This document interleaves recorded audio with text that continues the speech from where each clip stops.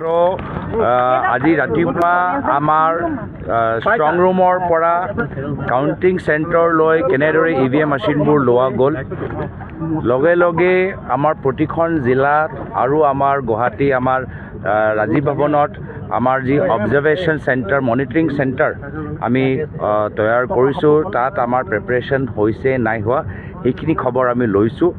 য'ত ক'ৰবাত আমাৰ কাউণ্টিঙৰ ক্ষেত্ৰত ৰিকাউণ্টিং কৰিবলগীয়া আছে বা EVMৰ ক্ষেত্ৰত কিবা আমি গণ্ডগোল আমি দেখা পাওঁ, লগে লগে যে ইনফৰ্মেশ্যন আমাৰ ৰাজীৱ ভৱনত আহে, আমি লগে লগেই ইলেকশ্যন কমিশ্যনলৈ চিঠি যোগেদি আমি কমপ্লেইন প্ৰেৰণ কৰোঁ।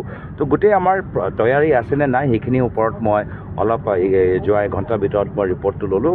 কামখিনি আমাৰ প্ৰিপাৰেশ্যন বা যথেষ্ট সন্তুষ্টজনক।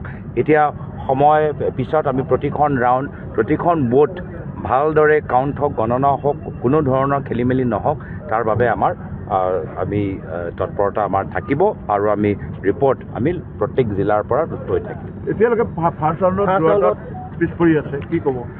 মই এতিয়া আপোনালোকৰ মিডিয়াৰ বেলেগ বেলেগ ৰিপৰ্ট আহি থাকে, তো মই মিডিয়াত কি ৰিপৰ্ট তো মই ভিতৰত সোমাই মই গোটেইখিনি আমি খবৰখিনি আমি পামগৈ কি হৈছে।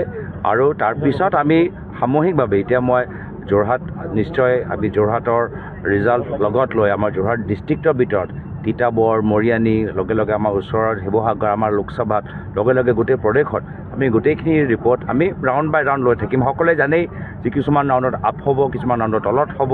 তো সেইকাৰণে আমি আৰম্ভণিত আপ হ'লেও যে আকৌ পিছত কোনোবা এটা ৰাউণ্ডত পিছ নপৰে সেইটো কোনো ক'ব নোৱাৰে। তো সেইকাৰণে এতিয়া ধৈৰ্য ধৰি আমি মাত্ৰখিনি আমি চাই যাম। আশাবাদীটো আমি আছোঁৱেই। আমি যি ধৰণৰ মানুহৰ পৰা যি ধৰণৰ আশীৰ্বাদ লাভ কৰিছোঁ, মৰম লাভ কৰিছোঁ, আমি যথেষ্ট আশাবাদী। ধন্যবাদ।